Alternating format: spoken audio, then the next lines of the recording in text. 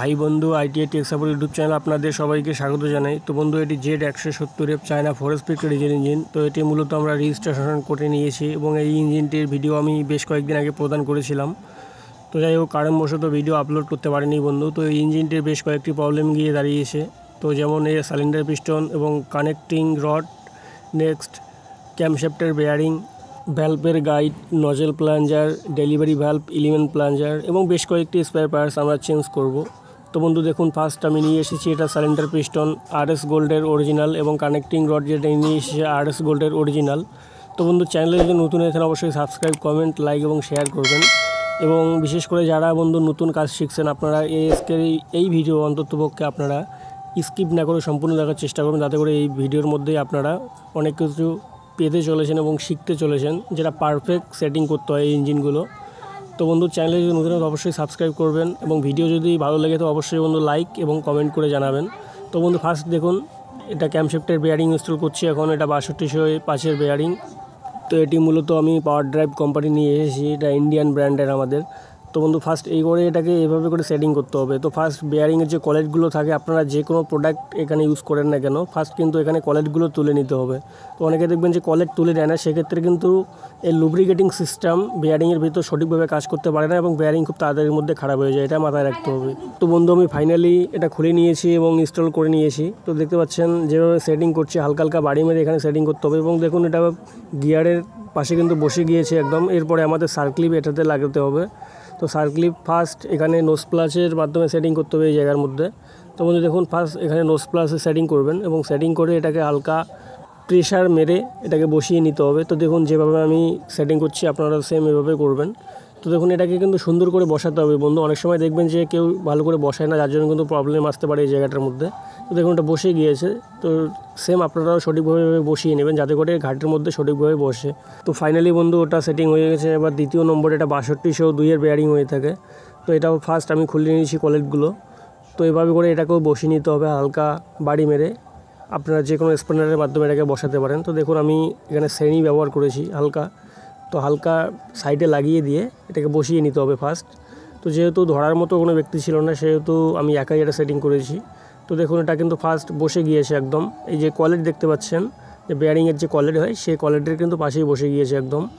এবারে করে এই ছোট্ট সার্ক্লিপটাকে এখানে সেটিং করে দিয়ে দিতে হবে। তো দেখুন এটা কিন্তু ইজিলি সেটিং হয়ে গেছে। তো এবার নেক্সট বন্ধু, ক্যাম্পের মাথাগুলো চেক করতে হবে ফার্স্ট একবার, যে এর মাথাগুলো যদি বেশি পরিমাণ ক্ষয়ে যায় তো তাহলে কিন্তু প্রবলেম চলে আসবে। এবং এভরিথিং সিস্টেম যা আছে, এর পিন টিনগুলো যা আছে, এভরিথিং আপনারা চেক করবেন, ফুয়েল পিন থেকে শুরু করে ফুয়েল ক্যাম, গিয়ার। তো বন্ধু দেখুন এটা হচ্ছে ক্যাম ট্যাবিটগুলো চেক করবেন আপনারা, যে ক্যাম ট্যাবিট অনেক সময় ক্ষয়ে যায় কিন্তু অতি পুরনো ইঞ্জিনের। তো সেই জায়গাগুলো একবার ফলো করবেন। তো দেখুন এটা ভালো রয়েছে মোটামুটি। এবং এই ইঞ্জিনের কিন্তু হেঁটে এটার সাহায্যে মোবিল ওঠে। তো এই জায়গাগুলোতে ফলো করবেন। তো ফাইনালি বন্ধু এটা ভালো রয়েছে। তো আমি ইনস্টল করব। তো যেহেতু বন্ধু জায়গা খুবই ইঞ্জিনে কম্পিটেবল হয়, তো সেহেতু একটু কাজ করতে অসুবিধা গিয়ে দাঁড়ায়। তো অসুবিধা হলো কিছু করার নেই, যেহেতু ইঞ্জিন অত্যন্ত পরিমাণে ছোটো। তো ফার্স্ট এটাকে করে বসিয়ে নিতে হবে সুন্দর করে। তো বসিয়ে নিয়ে এবারে দেখুন ক্যামশ্যাফট আমি ইনস্টল করে নিয়েছি। এবার মার্ক এখানে দেখতে হবে, এটা কিন্তু মার্ক দেয়া নেই, জাস্ট একটু হালকা পরিমাণ মার্ক দেওয়া আছে, কোনো জিরো চিহ্ন নেই। অন্য অন্য ক্যামশ্যাফটে আপনারা চিহ্ন পেয়ে যাবেন, যেমন জিরো দেওয়া থাকে।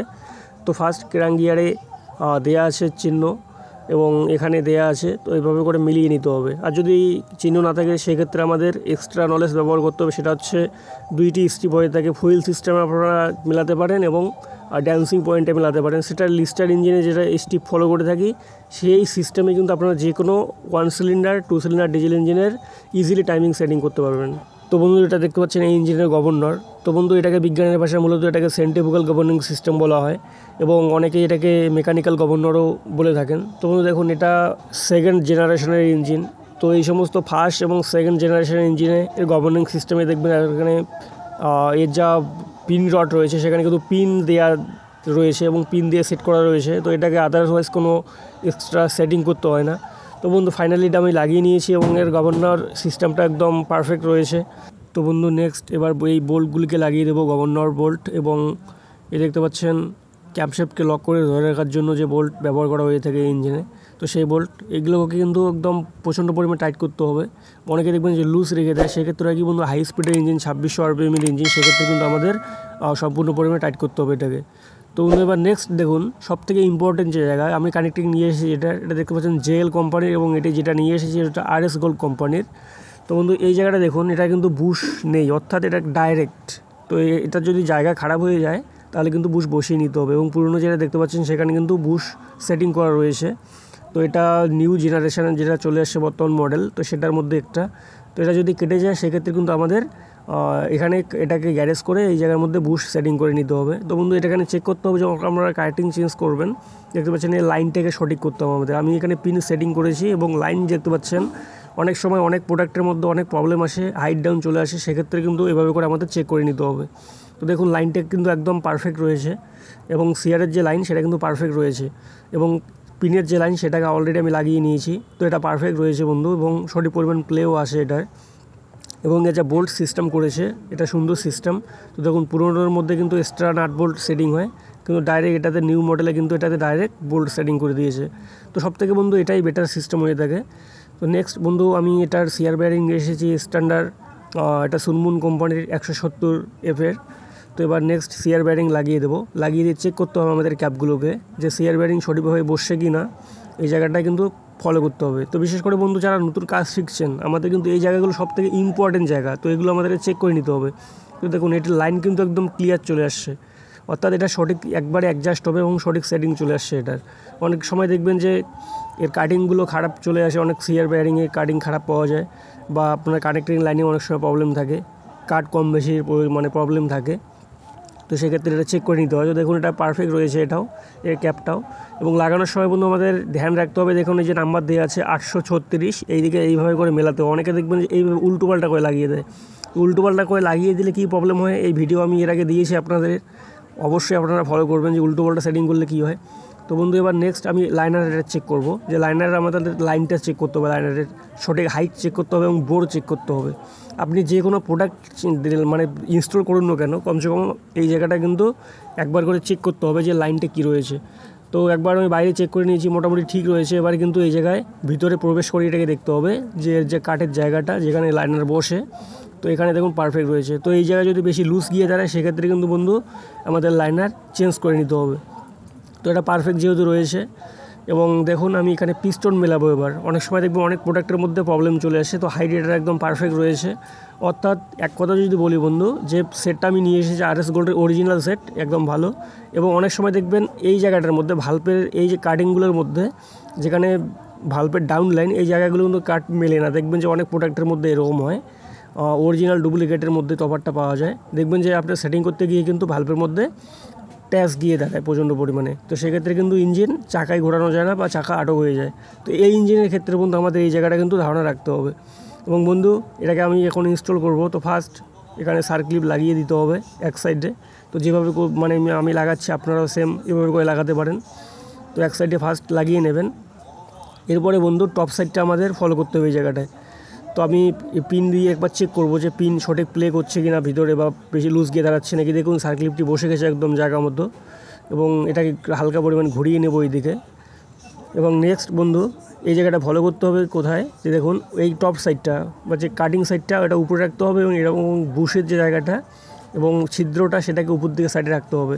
অর্থাৎ যে লাইনটা আছে সেটাকে সঠিক রাখতে হবে, যে বুশ যাতে সঠিক পরিমাণ এখানে লুব্রিকেটিং সিস্টেমকে অন রাখতে পারে, বা এর যা কানেক্টিং পিনের মধ্যে সঠিক পরিমাণে পৌঁছিয়ে দিতে পারে মোবিল। অনেকে দেখবেন যে আমি অনেক ভিডিওর মধ্যে পেয়েছি বন্ধু, অনেকে দেখবেন যে কানেক্টিং পিন মানে রড ঘুরিয়ে দেয়। তো রড ঘুরিয়ে দিলে হয় কি সেই জায়গায় তুমি ফুটে থাকে না, এবং কানেক্টিং বুশ খুব তাড়াতাড়ির মধ্যে খারাপ হয়ে যায়। তো বন্ধু দেখুন আমি ফাইনাল এটা লাগিয়ে নিয়েছি, তো আপনারা এভাবে করে লাগিয়ে নেবেন। এবং লাগিয়ে নেওয়ার পরে বন্ধু এখানে সার্ক্লিপ যে আছে, এই সার্ক্লিপটাকে ঘুরিয়ে দিতে হবে এই জায়গার মধ্যে, এবং সার্ক্লিপের যে কাঠগুলো রয়েছে সেগুলো কিন্তু নিচের দিকে রাখতে হবে। তো এটা মাথায় রাখতে হবে। অনেকেই দেখবেন যে শুধু যেমন তেমনভাবে সেটিং করে এটাকে সেরে দেয়, তো এইভাবে দিলে হবে না, এই জায়গাটার মধ্যে ভালো করে বসিয়ে সেটিং করতে হবে। তো যে বন্ধু একটা চলন্ত অবস্থা যদি একটা সার্ক্লিপ আপনাদের খুলে যায়, একটা ইঞ্জিনে কিন্তু সাইলিন্ডার পিস্টন একদম ডেড হয়ে যায়। তো সেক্ষেত্রে আমাদের সার্ক্লিপগুলো ভালো করে বসাতে হবে। তো বন্ধু দেখুন আমি এটা নিয়ে এসেছি অলরেডি RS গোল্ডের সেট যেহেতু, তো RS গোল্ডের পিস্টন রিং এটা মোবিল রিং। তো ফার্স্ট এটার চুরিটাকে ফার্স্ট লাগিয়ে নেব, এবং লাগিয়ে নিয়ে ঘুরিয়ে দিয়ে মোবিল রিং সেট করব। তো বন্ধু দেখুন এটাকে অলরেডি ঘুরিয়ে নিয়েছি। এবার নেক্সট দেখুন এভাবে করে আপনারা লাগিয়ে নেবেন, এবং এটা যে সেটটা দিয়েছে বন্ধু পিস্টন রিংয়ে সেটা কিন্তু অলরেডি এল কাট রিং। তো এল কাট রিংয়ে বন্ধু সবথেকে ভালো যে দিকটা এর কম্প্রেশনটাই লিকেজ আসে না, কিন্তু এই যে কম্প্রেশন রিং দেখতে পাচ্ছেন এই যে এল কাট। তো এল কাট হলে হয় কি বন্ধু, এর কম্প্রেশন লাইনটা সবথেকে ভালো থাকে, মানে সাইলিন্ডার পিস্টনের পারফরমেন্সটা ভালো থাকে এল কাট রিংয়ের মধ্যে। যে আপনার যদি দেখুন ধরুন কোনো ইঞ্জিনে হালকা পরিমাণ কেটে যাচ্ছে সাইলিন্ডার বা লাইনার, তো সেক্ষেত্রে আপনারা এল কাট ব্যবহার করবেন, তো মোটামুটি পরিমাণ কিন্তু সে জায়গাটা বেড়ে যাবে আপনার কম্প্রেশন। তো এটা আমাদের ফলো করতে হবে। তো কোম্পানি অলরেডি এটা মূলত দিয়ে দিয়েছে এটা এল কাট, তো সেক্ষেত্রে এল কাট আমরা লাগিয়ে দেবো। তো এক্সট্রা দেখবেন অনেকেই চেঞ্জ করে দেয়, তো চেঞ্জ করার কোনো প্রয়োজন নেই। যে কম্প্রেশন যত পরিমাণ ভালো আসবে তত পরিমাণ পারফরমেন্স ইঞ্জিনে ভালো থাকবে।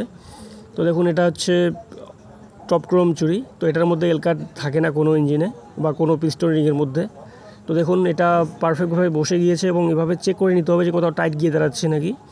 তো বন্ধু এবার নেক্সট এখানে একটু মোবিল দিয়ে নেবো, যেহেতু শুকনো এবং নতুন সে জায়গায় কিন্তু নতুন মোবিল দিয়ে এখানে ইনস্টল করতে হবে। ইনস্টল করে এভাবে হালকা পরিমাণ ঘষে ঘষে ঘষে ঘষে দেখতে হবে, এবং যাতে করে পিস্টনের রিংয়ের ভিতরে হালকা পরিমাণ মোবিল আপনার প্লে করে। তো এটা কিন্তু মাথায় রাখতে হবে আমাদের। যদি এই না দেন না মোবিল তাহলে কী প্রবলেম আসে বন্ধু, স্টার্টিং প্রবলেম চলে আসবে। দেখবেন যে কম্প্রেশন ছোটে আটক করবেন। এবার বন্ধু পিস্টন রিং সেট করবেন যেভাবে আমি দেখাচ্ছি। দেখুন 1 নম্বর রিং এই কোণে, 1 নম্বর এই কোণে চলে আসছে, এটা হচ্ছে মোবিল রিং 1 নম্বর। তার 2 নম্বর রিং অপোজিট সাইড অর্থাৎ ডাউন সাইড, এই দেখতে পাচ্ছেন ডাউন সাইড চলে আসছে 2 নম্বর। এবার 3 নম্বর হচ্ছে এই কোণের মধ্যে, এই যে এই কোণের মধ্যে 3 নম্বর, এবং টপ ক্রোম যেটা আছে সেটা বলবো 4 নম্বর এর এই কোণের মধ্যে 1 2 অর্থাৎ 3 এবং 4। এবং আপনারা যদি চান আরও একটা সিস্টেমে ব্যবহার করতে পারেন, আপ ডাউন রাইট লেফট এভাবেও ব্যবহার করতে পারেন বা ইনস্টল করতে পারেন। তো আমি টেকনোলজি যেটা এক্সপেরিমেন্ট করেছে বা করে থাকি এক্সপেরিমেন্ট, সেটা সেই সিস্টেমে আমি ইনস্টল করব। তো ফাইনালি বন্ধু এটা ইনস্টল হয়ে গেছে এবং লাগিয়ে নিয়েছি আমি সুন্দর করে, এবং চুরির যে মুখগুলো সেটা আগে মিলিয়ে নিয়েছি। এবার বন্ধু যখন সেটিং করবেন, এই যে লাইনারের যে কাট সাইডটা দেখতে পাচ্ছেন রাইট সাইডে, এই কাট সাইডটা আপনার ডান দিকে রাখবেন, বা তো আপনার মানে ডান হাতের রাইট সাইডের মধ্যে রাখবেন এটাকে, এবং এর যা হেডের যা কাটটা হয় সেটাকে আপনার দিকে রাখবেন। তো রেখে এইভাবে কিন্তু ইজিলি ইনস্টল করতে পারবেন।